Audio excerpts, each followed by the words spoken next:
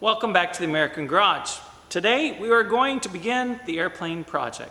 Thank you, Blaine, for giving me a thumbs up and asking me to continue with this project.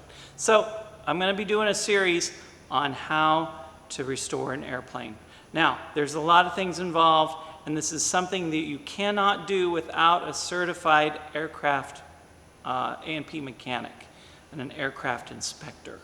So we're going to get started on the project now, and in a minute I'm going to introduce you to our aircraft inspector.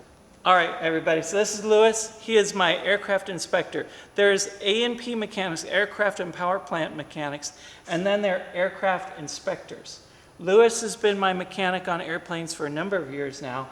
We've done a lot of airplanes together, and he is going to be supervising this project. Lewis, can I fix the airplane by myself?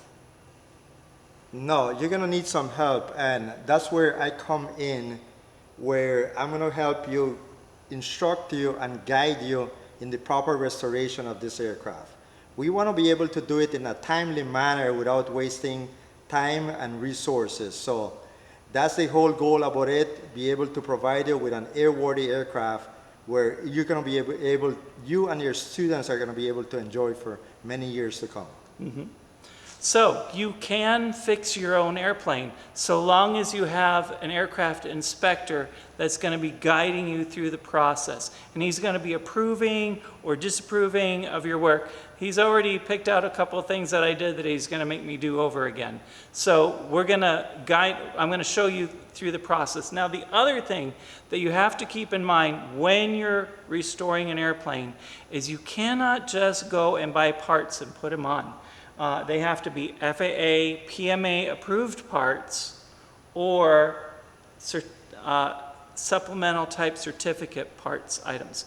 That's how aircraft get modified. They get modified through the STCs, through the STCs. So if you wanted to upgrade something, you have to find it with an approved STC. It's not like working on a car where you can just go put stuff on there. Anyway, so that's going to be our process, and I'm going to show you what we're working on now. Thanks, Lewis. So let me catch you up to speed on what we've done so far. The airplane was at another airport, so we had to pull the wings off of it in order to get it back here.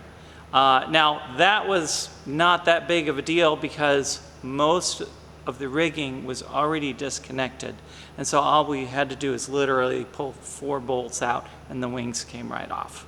So Lewis supervised us, we got it on the trailer and brought it over here.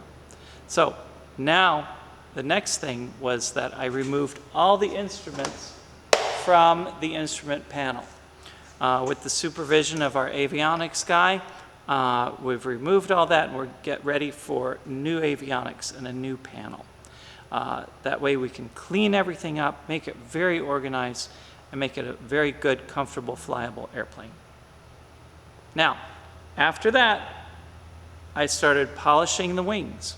As you can see, the wing polishing went very, very well, and I'm almost completed on this. And then we'll put some kind of, I'm looking at some kind of ceramic coating to put on it so that we can have it really shiny and clean, and it'll last a long time. Now, this airplane was painted with Imron paint, which is very, very tough paint, and so it's coming out with a nice shine. But as I'm polishing it out, I discovered some issues. In this area, some of the rivets aren't showing, which means they've sanded the rivets flush, which is that's a bad sign. And so I got my sheet metal guy in here to look at it, and he said that he wants me to take this piece of skin off because the rivets are all sanded down and something is going on in here. All these cracks here. Let me show you up close. I don't know how well you can see it on the camera, but right here there's a bunch of cracks in the paint. And so this is where they use body filler to fill in some kind of something that went on here. That's not a very good sign because we don't really use body filler on airplanes. It provides extra weight, which is not good, and it also we don't want to cover up problems, we want to fix problems. So the sheet metal guy told me to go ahead and drill all the rivets out. Some of them I can't even see in here, but I've got to find them and drill them out, and then we'll take the skin off. Now, being super careful to drill in the middle of the head, I'm just going to drill each rivet out.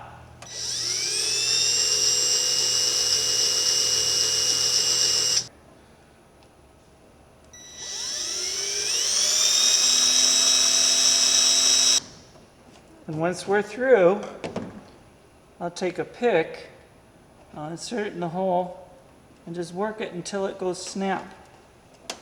Snap. And that's breaking the head off of the rivet. There it is. And on to the next one.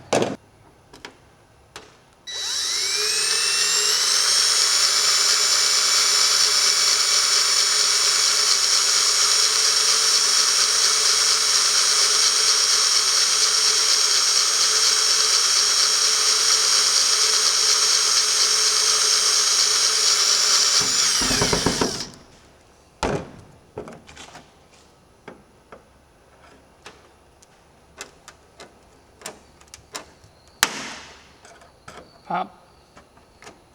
There it goes. Now these are in here are hard to see, so I'm going to grind off the paint. We'll have to repaint this section anyway.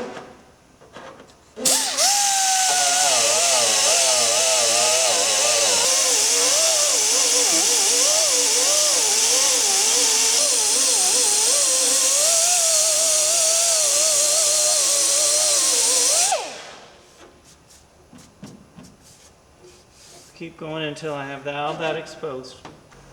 All right, so I had to use my mini grinder to grind away the Bondo to find a lot of these rivets. Some of them were hidden underneath. Now we've got all the rivets out. Let's have a look at the back side. There's like this big indentation right here. And so they filled it with all that Bondo. And you can see how deep it is on the whole piece. There's a crease right here. Well, okay, now we've got the piece out. We're going to have our sheet metal specialist come tomorrow and tell us what needs to be done next.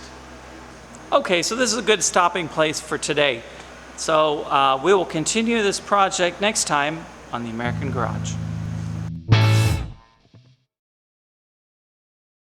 Thanks for watching the American Garage. If you liked this video, hit the like button and leave your comments below. And don't forget to subscribe.